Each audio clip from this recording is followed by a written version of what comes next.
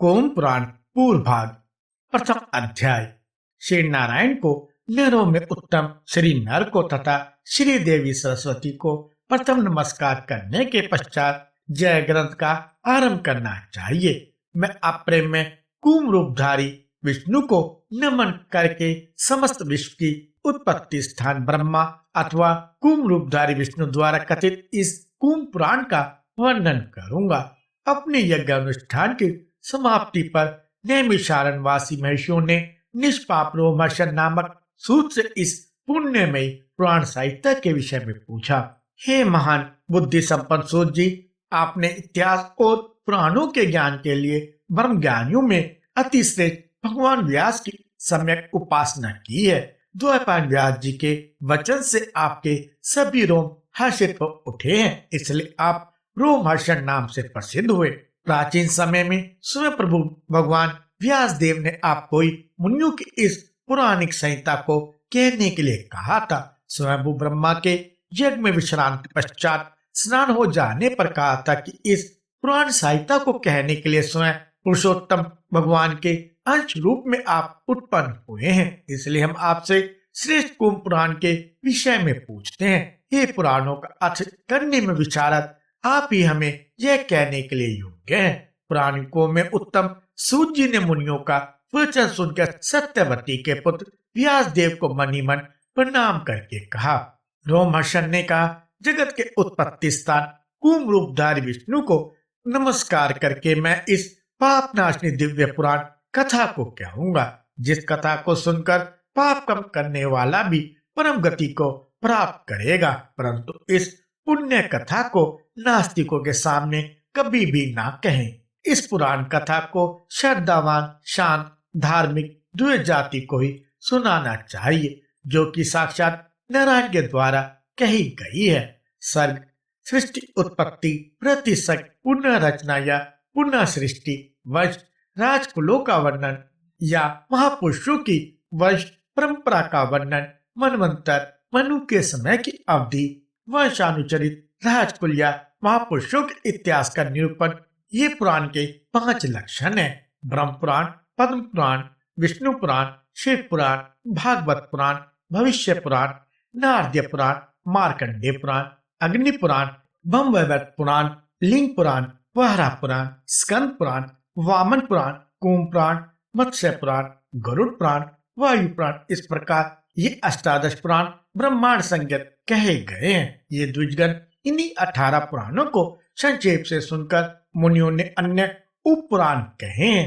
प्रथम उप पुराण सनत कुमार के द्वारा कहा गया है, अनंतर नरसिंह उप पुराण है और तीसरा स्कंद उप पुराण कुमार कार्तिकेय द्वारा कथित है। चतुर्थ शिवधर्म नामक उप पुराण है, जो साक्षात नंदीश्वर द्वारा कहा गया है। इसके बाद दुर्वासा द्वारा कथित आश्चर्यमयी नारदीय पुराण है। इसके बाद कापिल और वामन उप पुराण है, जो उष्ण शुक्राचार्य द्वारा कथित है। फिर ब्रह्मांड, वारुण तथा कालिका नामक है तथा महेश्वर, साम, सर्वात संचय, सौर पुराण और फिर प्राशा द्वारा कहे गए मारिक एवं भार्गव नाम वाले उप पुराण है। यह 15वां उत्तम कुम पुराण है। संहिताओं के प्रभेद से यह पुण्य पुराण चतुर्था संस्थित है। यह ब्राह्मी, भागवती, सौरी और वैष्णवी नाम से प्रसिद्ध है। ये चारों संहिताएं धर्म, काम, अर्थ और मोक्ष को प्रदान करने वाली और पवित्र है।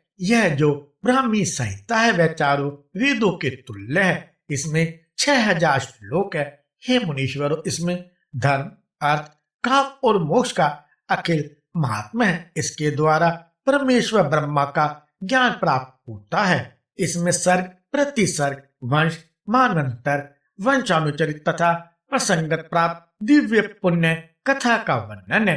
वेदों में प्रारंगत एवं धर्मप्राण ब्राह्मण आदि द्विजाति द्वारा यह कथा धारण करनी चाहिए। पूर्व काल में व्यास जी द्वारा कथित इस कथा का मैं वर्णन करूंगा। पूर्व काल में अमृत प्राप्ति के लिए देवताओं ने दैत्य और दानवों के साथ मिलकर मंदराचल को मंथनी बनाकर क्षीर सागर का मंथन किया। उस मंथन काल में कुम रूपधारी जनार्दन विष्णु ने देवताओं के कल्याण की कामना से मंदराचल को अपनी पीठ पर धारण किया था। कोमरूपधारी अविनाशी साक्षी भगवान विष्णु को देखकर नारद आदि महिषी और देवता उनकी स्तुति करने लगे। उसी मंथन के बीच नारायण की अति प्रिय देवी भी उत्पन्न हुई। पुरुषोत्तम भगवान विष्णु ने उन्हीं को ग्रहण किया था। इंद्र सहित नारद आदि महिषीगण उनके तेज से मोहित हो गए थे। वे आव्यक्त विष्णु से इस प्रकार कल्याणकारी वचन बोले, हे देव देवेश्वर जगन में भगवान नारायण, ये दीर्घ नेत्रों वाली देवी कौन है? हम पूछते आप यथावत बताने की कृपा करें। तब देवों का यह वचन सुनकर दानवों का मर्दन करने वाले विष्णु ने देवी की ओर देखकर निष्पाप नारद आदि ऋषियों से कहा, ये ब्रह्म स्वरूप परमाशक्ति और मत्स्य स्वरूप माया मेरी अनंत प्रिया है, जिसके द्वारा यह जगत धारण किया हुआ है। हे द्विश्रेष्ठ, इसी माया के द्वारा मैं देव असुर और मनुष्यों के इस संपूर्ण जगत को मोहित करता हूँ, ग्रासित करता हूँ और विसर्जित करता हूँ। सृष्टि उत्पत्ति और प्रलय प्राणियों का जन्म एवं मृत्यु की प्रबंधन इस विपुल माया को ज्ञान द्वारा आत्मा का दर्शन करके जीव तर जाते हैं। यह माया मेरी संपूर्ण शक्ति है। इसी के अंश को धारण करके ब्रह्मा शंकर आदि देवगण शक्ति संपन्न हुए हैं। वहीं संपूर्ण जगत को उत्पन्न करने वाली त्रिगुणात्मिका प्रकृति है। यह कमल वासनी लक्ष्मी कल्प में मुझसे पूर्व ही उत्पन्न हुई थी। यह चतुर्भुजा है, जिसने शंख चक्र पद्म धारण किए हुए हैं और करोड़ों सूर्य के समान दीप्ति युक्त माला से युक्त है। यह सभी प्राणियों को मोहित करने वाली है। देवगण, पितर, मानव और वसुगण तथा संपूर्ण पृथ्वी पर अन्य देहधारी भी जो हैं, वे इस माया को पार करने में समर्थ नहीं है। इस प्रकार वासुदेव के कहने पर मुनियों ने भगवान विष्णु से कहा, हे पुंडरीकाक्ष, पूर्व व्यतीत काल के विषय में भी आप हमें बताएं। तदंतर मुनिगण द्वारा पूजित भगवान हरिकेश ने उन मुनियों से कहा, इंद्रदुम्न नाम से प्रसिद्ध एक श्रेष्ठ ब्राह्मण हुआ था।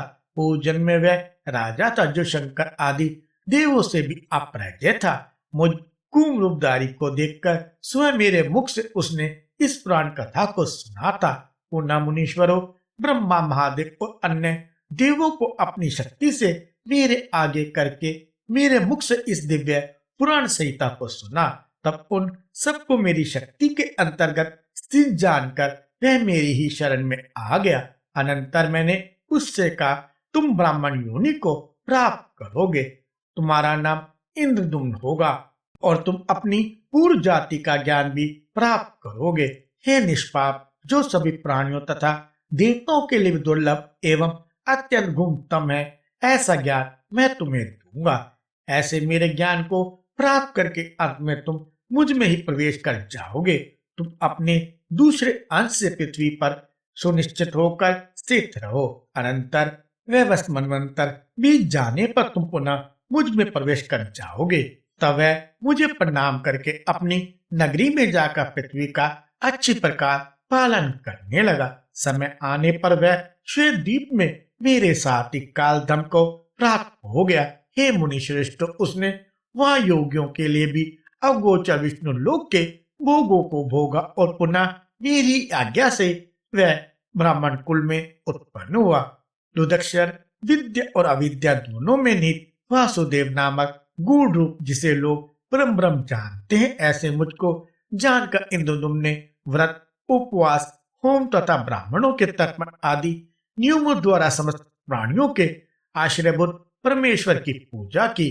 उन्हीं के आशीर्वाद, उन्हीं के नमस्कार, उन्हीं के प्रति निष्ठा एवं ध्यान प्राण होकर योगियों के हृदय में स्थित महादेव की उसने आराधना की थी। उस राजा के द्वारा इस प्रकार वर्तमान होने पर कभी परमा कला ने विष्णु से उत्पन्न अपने दिव्य स्वरूप का दर्शन कराया। भगवान विष्णु की प्रिया को देखकर सिर झुकाकर प्रणाम करके उसने अनेक प्रकार से स्रोतों द्वारा स्तुति करके हाथ जोड़कर कहा।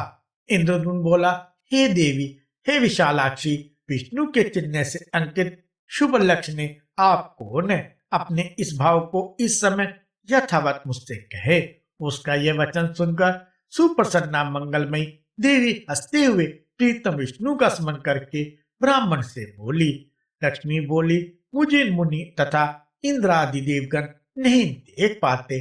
मैं नारायण रूपा अकेली विष्णुमय परामाया हूँ। विचार पूर्वक देखो तो मेरा नारायण से कोई भेद नहीं है। मुझ में ही नारायण विद्यमान है और मैं ही वह पर ब्रह्म परमेश्वर विष्णु हूँ। जो लोग इस संसार में प्राणियों के आश्रयभूत पुरुषोत्तम की अर्चना ज्ञान योग या कर्म योग के द्वारा करते हैं, उन पर मैं कोई प्रभाव नहीं डालती। इसलिए कर्म योग के आश्रित होकर ज्ञान के द्वारा आदि अंत से रहित अनंत विष्णु की आराधना करो, उससे तुम मोक्ष को प्राप्त करोगे। हे मुनीश्रेष्ठ, ऐसा कहने पर परम बुद्धिमान इंद्रदुम्न ने देवी को सर झुकाकर प्रणाम करके पुनः हाथ जोड़कर कहा, हे देवी परमेश्वरी, शाश्वत विशुद्ध अच्युत भगवान विष्णु को कैसे जाना जा सकता है, वह बताएं। ब्राह्मण के द्वारा ऐसा पूछे जाने पर कमलवासिनी देवी ने उस मुनि से कहा, साक्षात नारायण तुम्हें यह ज्ञान ही देंगे। अनंतर प्रणाम करते हुए मुनि को दोनों हाथों से स्पर्श करके वह देवी परात्पर विष्णु का स्मरण करके वही अंतर्ध्यान हो गई। वह ब्राह्मण भी नारायण का दर्शन करने के लिए उत्कृष्ट समाधि लगाकर भक्तों का दुख दूर करने वाले हृषिकेश भगवान की आराधना करने लगा। अनंतर अनेक मास व्यतीत हो जाने पर महायोगी पीताम्बरधारी जगन में नारायण स्वरूप प्रकट हुए। उन आत्मस्वरूप एवं अविनाशी भगवान विष्णु को समीप आते हुए देखकर घुटने टेक कर गरुड़ध्वज विष्णु की स्तुति करने लगा। इंद्र ने स्तुति करते हुए कहा, हे यज्ञेश, अच्युत, गोविंद, माधव, अनंत, केशव, कृष्ण, विष्णु, हृषिकेश, आप विश्वात्मा को मेरा नमस्कार है। पुराण पुरुष हरि, विश्व मूर्ति, उत्पत्ति स्थिति और प्रलय के कारण भूत तथा अनंत शक्ति संपन्न आपके लिए मेरा प्रणाम है। निर्गुण आपको नमस्कार है। विशुद्ध रूप वाले आपको बार बार नमस्कार है। पुरुषोत्तम को नमस्कार है। विश्व रूपधारी आपको मेरा प्रणाम। वासुदेव विष्णु, विश्व योनि आदि मध्य और अंत से रहित तथा ज्ञान के द्वारा जानने योग्य आपको नमस्कार है। निर्विकार प्रपंच रहित आपके लिए मेरा नमस्कार है। भेद और अभेद से भिन्न तथा आनंद स्वरूप आपको मेरा नमस्कार है। तारकमय तथा शांत स्वरूप आपको नमस्कार है। अप्रत्यात्मा आपको नमस्कार है। आप करुण, अनंत और अमूर्त है, आपको बार बार नमस्कार है। हे परमात्म स्वरूप आपको नमस्कार है। हे मायातीत आपको नमस्कार है। हे परमेश, हे ब्राह्मण तथा हे परमात्मा आपको नमस्कार है। अति सूक्ष्म रूपधारी आपको नमस्कार है। महादेव आपको नमस्कार है। शिव रूपधारी को नमस्कार है। परमेष्टि को नमस्कार है। आपने इस संपूर्ण संसार को रचा है, आप ही इसकी परम गति है। हे पुरुषोत्तम, समस्त प्राणियों के आप ही पिता और माता हैं। आप अक्षर, अविनाशी, परम धाम, जिन्मात अर्थात ज्ञान स्वरूप और निष्कल्प व्योम है। आप सबके आधारभूत अव्यक्त अनंत और तम से परे हैं। महात्मा योगी ज्ञान रूपी दीपक से ही केवल देख पाते हैं, तब जिस रूप को प्राप्त करते हैं वही विष्णु का परम पद है। इस प्रकार स्तुति किए जाने पर भूतात्मा भूत भावन भगवान विष्णु ने मुस्कुराते हुए अपने दोनों हाथों से उसका स्पर्श किया। भगवान विष्णु द्वारा स्पर्श प्राप्त करते ही वह मुनिश्रेष्ठ उनकी कृपा से परम तत्व को यथार्था जान गया। तदंतर अत्यंत प्रसन्न मन से जनार्दन को प्रणाम करके इंद्रदुम्न ने विकसित कमल के समान नेत्र वाले पीताम्बरधारी अच्युत से कहा, हे पुरुषोत्तम, आपकी कृपा से संशयित तथा परमानंद की सिद्धि देने वाले ब्रह्म विषय एकमात्र ज्ञान मुझे उत्पन्न हो गया। भगवान वेद वासुदेव के लिए नमस्कार है। हे योगेश्वर, हे जगन में अब मैं क्या करूं यह भी मुझे बताए। इनकी बात सुनकर नारायण माधव ने मुस्कुराते हुए संपूर्ण जगत के लिए हितकारी वचन के श्री भगवान बोले, वर्ण आश्रम धर्म के अनुचर मनुष्यों के लिए ही ज्ञान एवं भक्ति योग द्वारा देव महेश्वर पूजा के योग्य हैं, अन्य प्रकार से नहीं। मुझ परम तत्व ऐश्वर्यमयी कार्य कारण को जानकर तथा मेरी प्रवृत्ति को भी समझकर मोक्षार्थी ईश्वर की अर्चना करे। सब प्रकार के सर्गों को छोड़कर और जगत को माया में जानकर आत्मा को अद्वैत की भावना युक्त करे। इससे तुम परमेश्वर को देखोगे। हे ब्राह्मण श्रेष्ठ, मेरे द्वारा कही जाने वाली 3 प्रकार की भावनाएं जान लो। उनमें से एक मेरे विषय की है तथा द्वितीय संसार से संबंधित है। अन्य तीसरी भावना ब्रह्म से संबंध है। इसे गुणों से परे जानना चाहिए। विद्वान इनमें से किसी एक का आश्रय लेकर ध्यान करे। यदि सम्मत ना हो तो इनमें से पहली भावना का आश्रय ले, ऐसी वेद आदि की श्रुति है। इसलिए सब प्रकार से यत्न पूर्वक निष्ठा और तन्मयता के साथ भगवान विश्वेश्वर की आराधना करे, उसी से मोक्ष की प्राप्ति होगी। इंद्र बोले, हे जनार्दन, वह परम तत्व क्या है और विभूति क्या है, कार्य क्या है, कारण क्या है, आप कौन है, आपकी प्रवृत्ति क्या है? श्री भगवान बोले, संपूर्ण चराचर से परे परम तत्व एक अविनाशी ब्रह्म है। ये अखंड आनंदमय तम से परे और परम ज्योति स्वरूप है। इसका जो नित्य ऐश्वर्य है उसे विभूति कहते हैं। जगत इसका कार्य है एवं शुद्ध अविनाशी अव्यक्त इसका कारण है। मैं ही समस्त प्राणियों का अंतर्यामी ईश्वर हूँ। सर्ग, स्थिति एवं प्रलय करना मेरी प्रवृत्ति कही गई है। हे द्विज, इन सभी बातों को विचार पूर्वक यथावत जानकारी तुम कर्म योग के द्वारा शाश्वत ब्रह्म की सम्यक अर्चना करो। इंद्र ने पूछा, ये आपके वर्ण आश्रम के आचार क्या है जिससे परम तत्व की आराधना की जाती है? तीनों भावनाओं से मिश्रित दिव्य ज्ञान कैसा है? पूर्व काल में इस संसार की सृष्टि कैसे हुई और पुनः इसका संहार कैसे किया जाता है? लोक में सृष्टियां कितनी है, वंश और मनवंतर कितने हैं, इनके प्रमाण कितने हैं और पवित्र पद कौन कौन से हैं? तीर्थ, सूर्य आदि ग्रह के संस्थान एवं पृथ्वी का विस्तार क्या है? द्वीप, समुद्र, पर्वत, नदी और नद कितने हैं? हे पुंडरीकाक्ष, इस समय पुनः मुझे यथावत कहने की कृपा करें। श्री कुंभ बोले, उसके द्वारा इस प्रकार पूछे जाने पर भक्त पर अनुग्रह की इच्छा से मुनिश्रेष्ठों मैंने सब वृत्तांत यथावत कह दिया। द्विज ने जैसे मुझसे पूछा था उसकी भली भांति व्याख्या कर दी। उस ब्राह्मण पर अनुकंपा करके मैं वहीं अंतर्ध्यान हो गया। हे द्विजवर, यह भी मेरे बताए हुए उस विधान से भक्ति भाव से पवित्र एवं चित्त होकर आराधना करने लगा।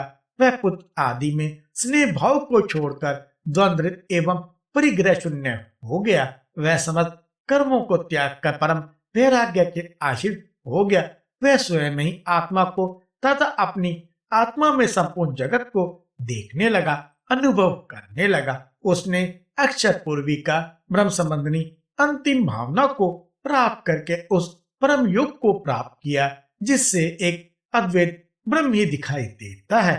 मोक्ष चाहने वाले व्यक्ति निद्रा, आलस्य एवं योग द्वारा प्राणवायु को जीतकर उस ब्रह्म को पाने की इच्छा करते हैं। अनंतर वह योगी जन किसी परम अविनाशी ब्रह्म को देखने के लिए सूर्य के निर्देशानुसार मानसरोवर के उत्तर में स्थित मेरु पर्वत पर गया।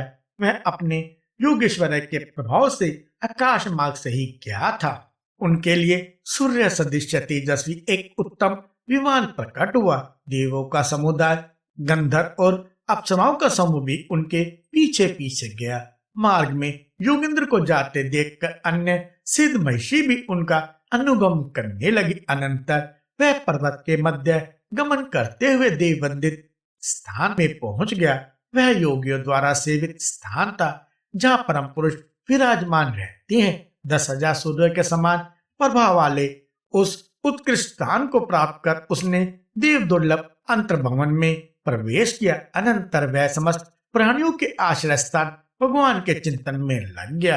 वे भगवान जन्म मनन से रहित देवों के देव तथा पितामह है। तदंतर वहाँ परम अद्भुत तेज पुंज प्रकट हुआ। उसके मध्य परम पद महा तेजो राशि स्वरूप तथा ब्रह्मद्वेषियों के लिए अगम्य पुरातन पुरुष को देखा। वे चतुर्मुख और सुंदर शरीर वाले और चारों ओर वे ज्वालाओं से सुशोभित थे। उन्होंने भी प्रणाम करते हुए उपस्थित योगी को देखा उन विश्वात्मा देव ने स्वयं आगे बढ़कर योगी का आलिंगन किया। तब भगवान के द्वारा आलिंगित द्विजेंद्र के शरीर से एक मान ज्योति निकलकर सूर्य मंडल में प्रविष्ट हो गई। वह ऋग, यजु और साम नाम वाला परम पवित्र और शुद्ध पद था, जहाँ हव्य कव्य भोजी ऐश्वर्यवान हिरण्य का विद्यमान थे। वही योगियों का आदि द्वार वेदांतों में प्रतिष्ठित है। वह ब्रह्म तेजोमयी शिवयुक्त तथा मनुष्यों का अधिष्ठा था। भगवान ब्रह्मा के देखने मात्र से ही ज्योतिर्मय मुनि ने शांत सर्वगामी कल्याणकारी आत्मस्वरूप अक्षर व्योम में विष्णु के परम धाम आनंद में अचर तथा परमेश्वर ब्रह्म स्थान ईश्वरीय तेज को देखा। समस्त प्राणियों में आत्म रूप से विद्यमान परम ऐश्वर्य में स्थित उस मुनि ने मोक्ष नामक अविनाशी आत्मधाम को प्राप्त किया। इसलिए विद्वान पुरुष सब प्रकाश से पतन पूर्वक वर्ण आश्रम के नियमों का पालन करता हुआ परम गति रूप इस अंतिम भाव को आश्रित करके माया रूप लक्ष्मी का अतिक्रमण करे। सूत जी बोले, इस प्रकार हरि ने नारद आदि ऋषियों से कहा। तब इंद्र सहित सबने गुरुध्वज भगवान से पूछा। ऋषियों ने कहा, हे देवादिदेव ऋषिकेश नारायण अविनाशी, आपने पूर्व काल में ब्राह्मण इंद्रदुम्न को जिस धर्मादि विषय का ज्ञान दिया था उसे पूर्ण रूप से हमें कहे। हे जगन में आपके सखा ये इंद्र भी सुनने के इच्छुक है। तत्पश्चात नारद आदि महर्षियों के पूछने पर रसातलगत कुंभ रूपी जनार्दन भगवान विष्णु ने उत्तम कुंभ पुराण का संपूर्ण वर्णन किया था। देवरा इंद्र के सम्मुखी में आप लोगों को मनुष्यों के लिए धन, यश, आयु, पुण्य और मोक्षपद पुराण को कहूंगा। हे विप्रो, इस पुराण के श्रवण तथा इसकी कथा का विशेष महत्व है। उसके एक अध्याय को भी सुनकर मनुष्य सभी पापों से मुक्त हो जाता है, अथवा पुराण में कथित एक उपाख्यान को श्रवण करने पर भी ब्रह्मलोक में पूजित होता है। कुंभ स्वरूप अथवा कुमाता धारण करता देवादिदेव विष्णु ने इस उत्तम कुंभ पुराण को कहा था, इसलिए यह कुंभ पुराण कहा गया। द्विजातियों के लिए यह श्रद्धा करने योग्य है।